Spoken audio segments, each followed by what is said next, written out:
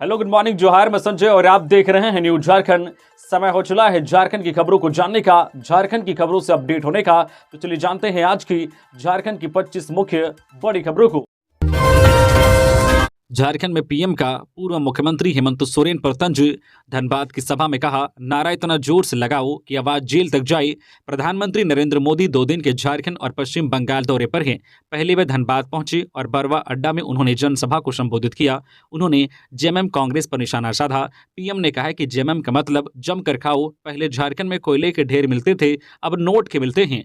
पूर्व सीएम हेमंत सोरेन पर तंज कसते हुए उन्होंने कहा कि यहां हो रहे नारों की गूंज जेल तक जानी चाहिए। बता दें कि जमीन घोटाले के आरोप में हेमंत सोरेन जेल में हैं। सभा स्थल तक पहुंचने के दौरान पीएम मोदी ने रोड शो किया। इससे पहले पीएम ने झारखंड के सिंदरी में हर्ल कारखाने को देश को समर्पित किया, जहां पीएम ने सभा को संबोधित करते हुए कहा कि मैंने हर्ल कारखाने को शुरू करने का संकल्प लिया था। ये मोदी की गारंटी थी और आज ये गारंटी पूरी हुई। इसके साथ ही पीएम ने झारखंड को 35,700 करोड़ की अलग अलग योजनाओं की शुरुआत और ऑनलाइन शिलान्यास किया। वीडियो कॉन्फ्रेंसिंग के जरिए देवघर से गोड्डा को सीधे जोड़ने वाली मोहनपुर हंसडीहा नई रेल लाइन और देवघर डिब्रूगढ़ ट्रेन को हरी झंडी दिखाकर पीएम मोदी ने इसकी शुरुआत की। चंपई सरकार के कर्मचारियों को तोहफा, 30 दिन बाद मिलेगा स्वास्थ्य बीमा योजना का लाभ। स्वास्थ्य मंत्री बन्ना गुप्ता ने विधानसभा में बजट सत्र के छठे दिन शुक्रवार को आश्वासन दिया है कि राज्य कर्मियों, सेवानिवृत्त कर्मियों, उनके आश्रितों को सम्मिलित रूप से अधिकतम 5 लाख रुपए प्रति वर्ष स्वास्थ्य बीमा लाभ मिलेगा। इससे संबंधित प्रक्रिया 1 महीने में पूरी कर ली जाएगी। बहरागोड़ा से झारखंड मुक्ति मोर्चा के विधायक समीर कुमार मोहंती के अल्पसूचित प्रश्न के जवाब में मंत्री बन्ना गुप्ता ने यह आश्वासन दिया है। उन्होंने बताया है कि यह अति महत्वाकांक्षी योजना है, सभी थोड़ा धैर्य रखें, प्रक्रिया पूरी की जा रही है। विधायक समीर कुमार मोहंती ने सवाल उठाया था कि राज्य कर्मियों, सेवानिवृत्त कर्मियों को चिकित्सा सुविधा उपलब्ध कराने व इस पर होने वाले व्यय की प्रतिपूर्ति के लिए 31 जुलाई 2023 को विभागीय संकल्प निकला था।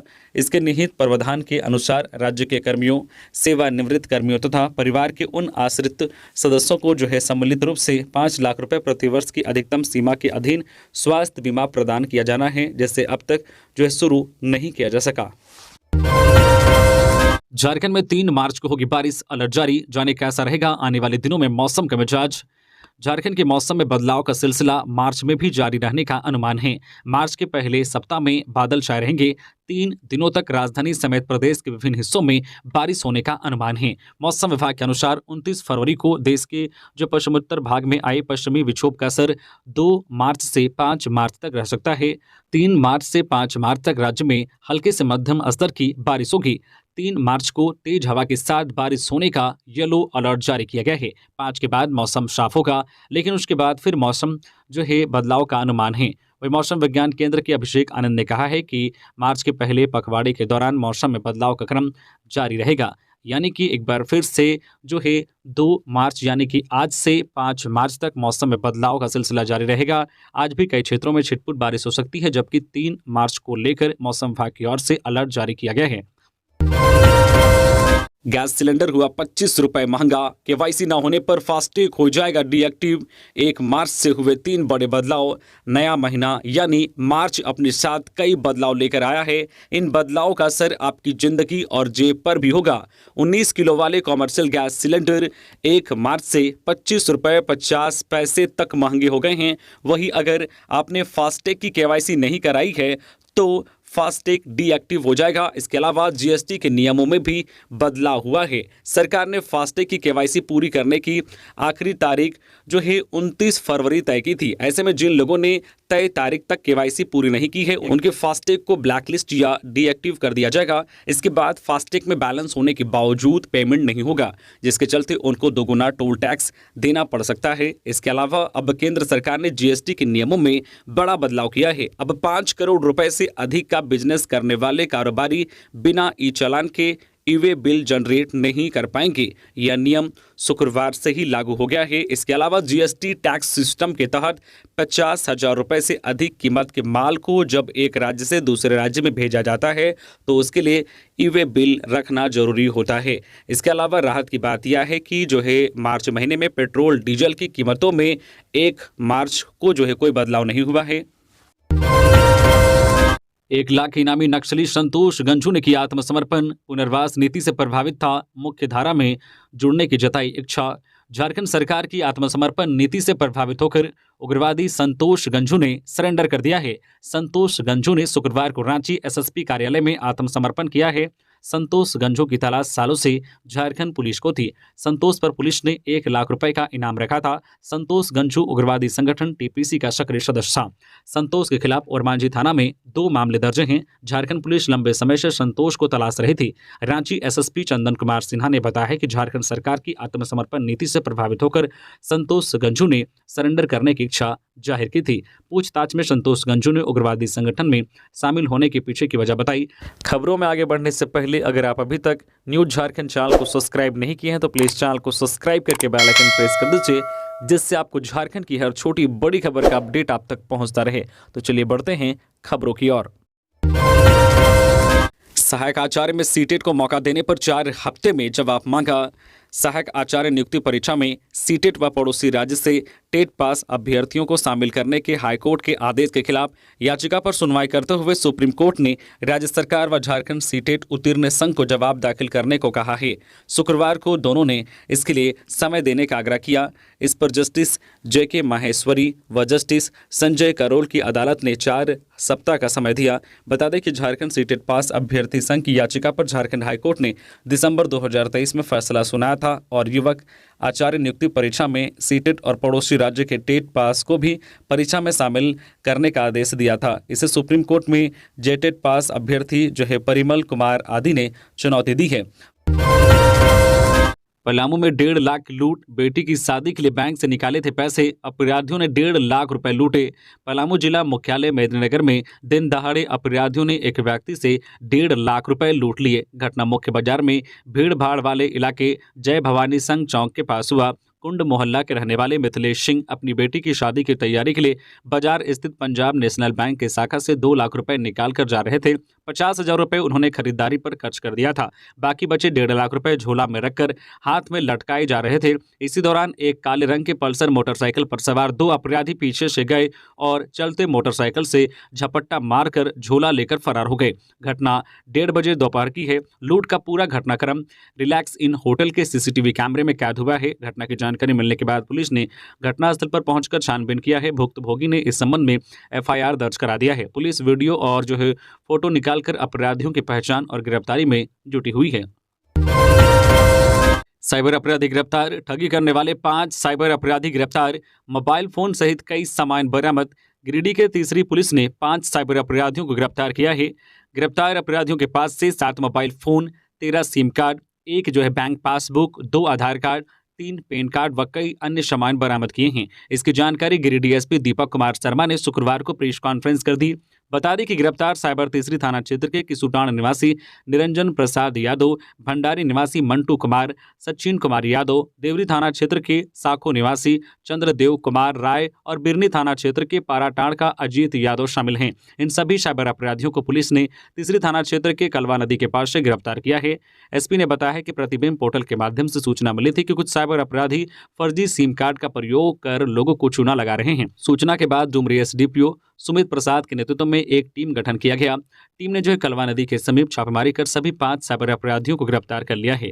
उन्होंने बताया कि सभी जो अपराधी बैंक अधिकारी बताकर आम बैंक धारकों को झांसा देकर साइबर ठगी करते थे। साथ ही ये जो है कुरियर सर्विस के नाम पर और मेडिकल इमरजेंसी का बहाना बनाकर साइबर ठगी से प्राप्त पैसों की निकासी करते थे। माधवी मिश्रा बनी धनबाद DC। राज्य सरकार ने भारतीय प्रशासनिक सेवा के 2 पदाधिकारी का स्थानांतरण पदस्थापन किया है। उपायुक्त धनबाद के पद पर पदस्थापित वरुण रंजन को स्थानांतरित करते हुए अगले आदेश तक प्रबंध निदेशक झारखंड औद्योगिक आधारभूत संरचना विकास निगम रांची के पद पर नियुक्त एवं पदस्थापित किया गया है। प्रबंध निदेशक झारखंड औद्योगिक आधारभूत संरचना विकास निगम रांची के पद पर पदस्थापित माधवी मिश्रा को स्थानांतरित करते हुए अगले आदेश तक धनबाद जिला का जो दंडाधिकारी एवं उपायुक्त किया गया है। इस संबंध में कार्मिक प्रशासनिक सुधार राज्य भाषा विभाग ने अधिसूचना जारी कर दी है। प्रधानमंत्री ने किया उद्घाटन। प्रधानमंत्री नरेंद्र मोदी ने टाटा बादाम पहाड़ पैसेंजर ट्रेन को हरी झंडी दिखाकर किया रवाना। प्रधानमंत्री नरेंद्र मोदी ने शुक्रवार को धनबाद के सिंदरी से कई योजनाओं का शिलान्यास किया है। वहीं टाटानगर से बादाम पहाड़ के लिए चलने वाले जो है मेमू पैसेंजर को भी हरी झंडी दिखाई। इसको लेकर टाटानगर प्लेटफॉर्म नंबर 1 पर जो है एक कार्यक्रम का भी आयोजन किया गया था। स्टेशन के प्लेटफॉर्म नंबर 1 से ट्रेन यात्रियों को लेकर रवाना हुई। या टाटा बादाम पहाड़ के बीच चलने वाली चौथी ट्रेन है। मौके पर मौजूद एआरएम अभिषेक सिंघल ने बताया है कि इस ट्रेन के चलने से व्यापारियों और मजदूरों को लाभ मिलेगा। इसके पूर्व जो भी ट्रेन चलती थी वह सुबह चलती थी। यह ट्रेन शाम 6 बजे टाटानगर से खुलेगी और रात 9:05 पर बादाम पहाड़ पहुंचेगी। अबुआ आवास योजना चयन में गड़बड़ी, बालू गाड़ी पकड़ने के खिलाफ भाकपा माले ने निकाला प्रतिवाद मार्च।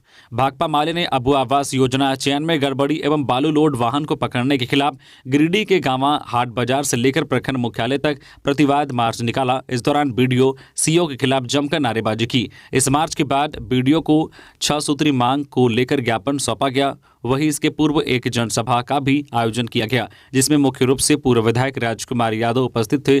पूर्व विधायक राजकुमार यादव ने कहा है कि अबुआ आवास चयन में भारी गड़बड़ी की गई है। वहीं मनरेगा योजना में भ्रष्टाचार व कमीशन खोरी का बोलबाला है। दोनों योजनाओं में बिचौलियां पूरी तरह से हावी है। कहा कि प्रखंड में बालू का लीज अब तक नहीं हो पाया है। स्थानीय लोग जब अपने जो है घर बनाने के लिए स्थानीय नदी से बालू का उठा करते हैं तो उसे पुलिस पकड़ लेती है।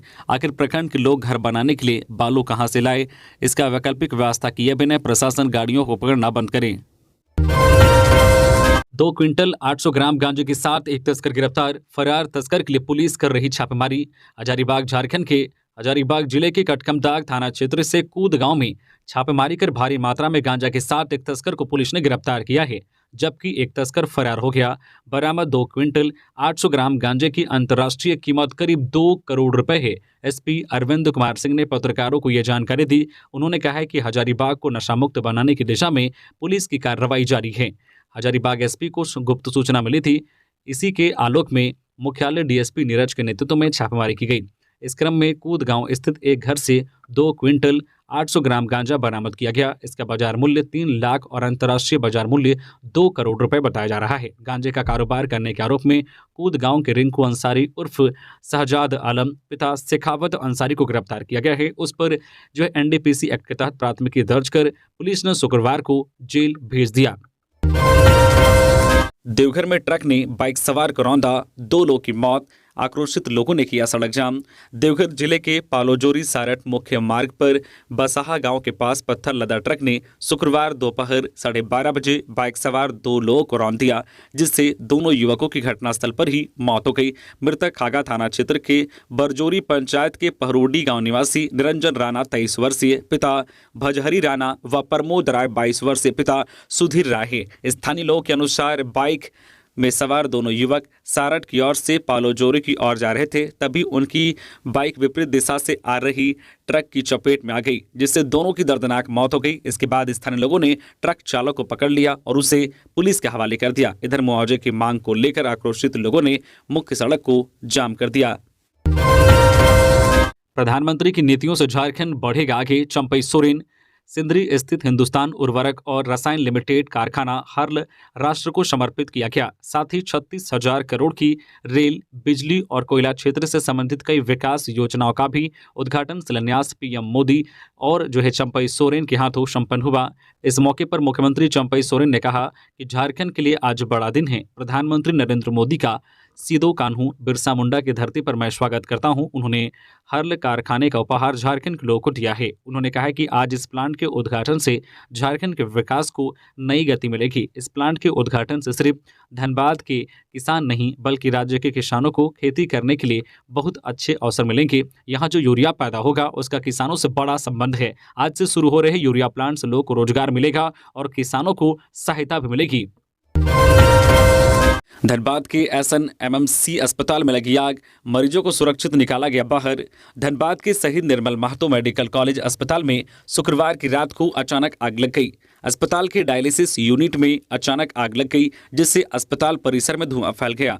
इस आग लगी की घटना से अफरा तफरी का माहौल बच गया। अस्पताल में भर्ती मरीजों को परिजन बाहर निकालना शुरू कर दिया। घटना की सूचना अग्निशमन विभाग को दी गई, जिसके बाद मौके पर पहुंची दमकल की गाड़ी आग बुझाने के प्रयास में लग गई। फिलहाल आग लगने के कारणों का पता नहीं चल पाया है। आशंका जताई जा रही है कि शॉर्ट सर्किट से आग लगी होगी। खुशखबरी, बिजली विभाग के 80 अनुबंध कर्मियों को किया गया नियमित। झारखंड के बिजली विभाग के कर्मचारियों के लिए बड़ी खुशखबरी है, खासकर अनुबंध कर्मियों के लिए। जी हां, झारखंड ऊर्जा विकास निगम में 80 अनुबंध कर्मियों को नियमित कर दिया गया है। इससे संबंधित आदेश जारी कर कर्मियों को 15 मार्च तक अपने दस्तावेजों के साथ जो है GMHR के पास उपस्थित होने का निर्देश दिया गया है। निगम की ओर से जारी आदेश के अनुसार 27 कर्मी झारखंड बिजली विभाग निगम लिमिटेड में नियमित किए गए हैं। इनमें जूनियर लाइनमैन ट्रेनी SBO हैं। वह झारखंड ऊर्जा संचरण निगम लिमिटेड 10 कर्मी नियमित किए गए हैं। ये सभी असिस्टेंट ऑपरेटर हैं। ऊर्जा विकास निगम के इस फैसले का स्वागत करते हुए झारखंड पावर वर्कर्स यूनियन के अध्यक्ष आशीष कुमार ने कहा है कि निगम प्रबंधन एवं जो झारखंड सरकार का आभार है कि यूनियन की मांगों पर वर्षों से कार्यरत अनुबंध कर्मी नियमित किए गए हैं। हथियार दिखाकर कारोबारियों को बनाते थे निशाना, पाकुड़ पुलिस ने ऐसे पकड़ा 4 शातिर अपराधियों को। पाकुड़ पुलिस ने बड़ी कार्रवाई की है। पुलिस ने छापेमारी कर 4 शातिर अपराधियों को पकड़ा है। चारों को हथियार के साथ गिरफ्तार किया है। अपराधियों के पास से एक देसी पिस्टल, 9 जिंदा गोली और 4 मोबाइल बरामद किया है। पुलिस ने नगर थाना क्षेत्र से इन चारों अपराधियों को धर दबोचा है। SP प्रभात कुमार ने प्रेस वार्ता कर जानकारी दी है। मामले का खुलासा करते हुए SP ने बताया कि गुप्त सूचना मिली थी कि कुछ अपराधियों के द्वारा पाकुड़ नगर क्षेत्र एवं ग्रामीण क्षेत्र के जो कोयला और पत्थर कारोबारियों को रंगदारी वसूलने की नियत से हथियार का भय दिखाकर डरा धमका रहे हैं। उक्त सूचना के आधार पर SP ने SDPO के नेतृत्व में एक विशेष टीम का गठन किया। गठित टीम के द्वारा त्वरित गति से कार्रवाई करते हुए पाकुड़ नगर थाना क्षेत्र के तलवार डांगा के नंदीपाड़ा बस्ती से 4 अपराधियों को हथियार के साथ गिरफ्तार किया गया है। गिरफ्तार अपराधियों में देवराज सरकार उर्फ निमुआ उर्फ निमाई, विमान राजवंशी उर्फ विद्धि राजवंशी, कन्हैया कुमार शाह और गौरी शंकर शाह उर्फ गौरव है। झारखंड आंदोलनकारी दयामनी बारला व पुष्पा टिट्टे ने समर्थकों के साथ थामा कांग्रेस का दामन, बीजेपी पर साधा निशाना।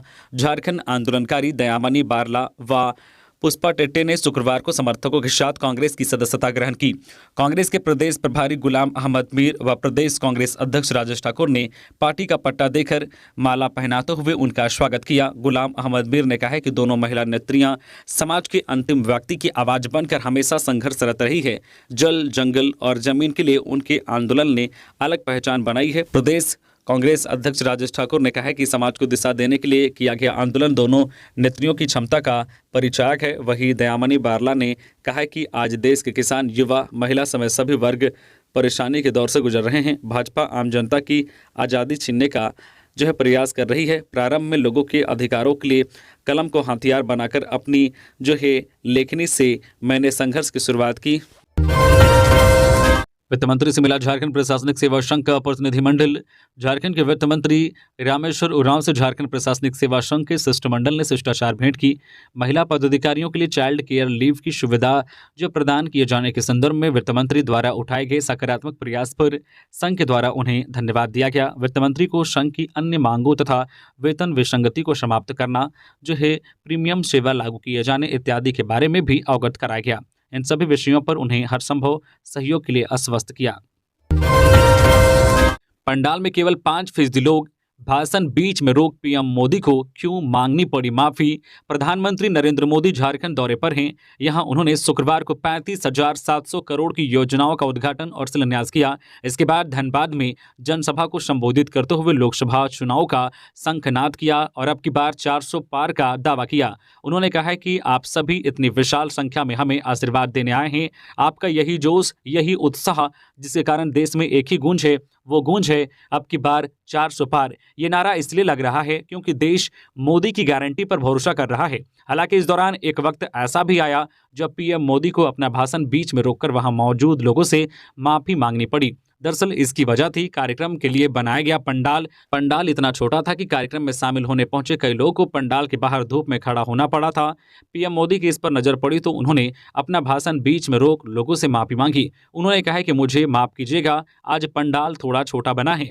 मैं देख सकता हूं केवल 5% लोग ही पंडाल में हैं, बाकी के 95% लोग धूप में तप रहे हैं। उन्होंने कहा कि मैं आपकी इस तपस्या को ब्याज सहित लौटाऊंगा।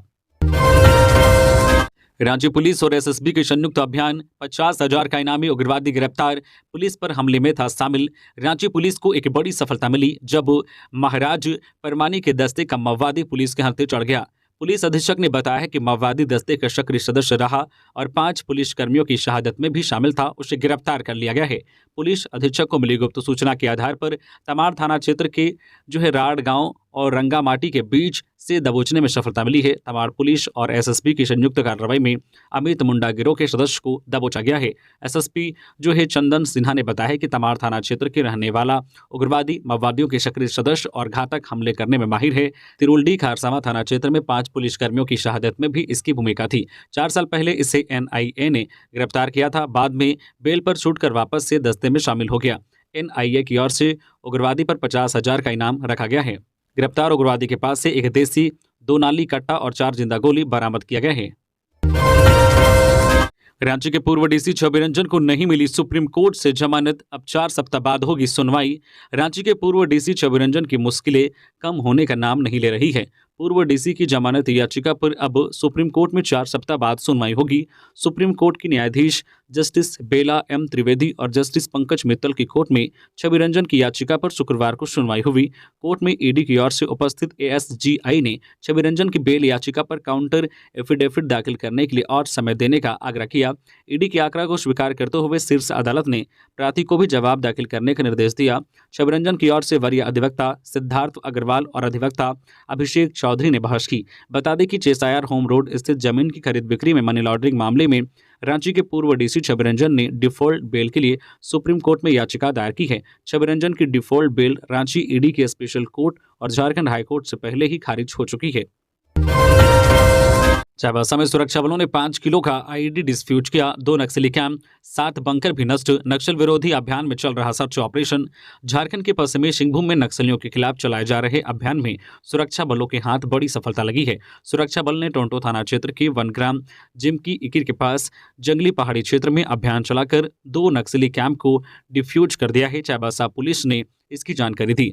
नक्सलियों ने इन रास्तों में कई ईआईडी बम छिपा रखे थे, जिसे सुरक्षा बलों ने जमीन में गाड़कर डिफ्यूज कर दिया है। अभी भी कई जगहों पर आईडी मिलने की खबर है। सर्च अभियान चलाया जा रहा है। इन इलाकों में कई नक्सली कैंप भी मौजूद हैं। सुरक्षा बल ने इस अभियान में 7 नक्सलियों के बंकर को भी नष्ट कर दिया है।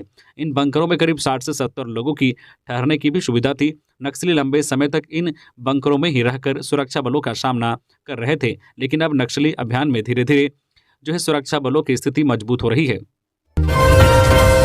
पीएम के आरोपों पर जेएमएम का पलटवार, जेल का आकाश खुला है, आवाज आएगी, मैं हेमंत हूं, झारखंड झुकेगा नहीं।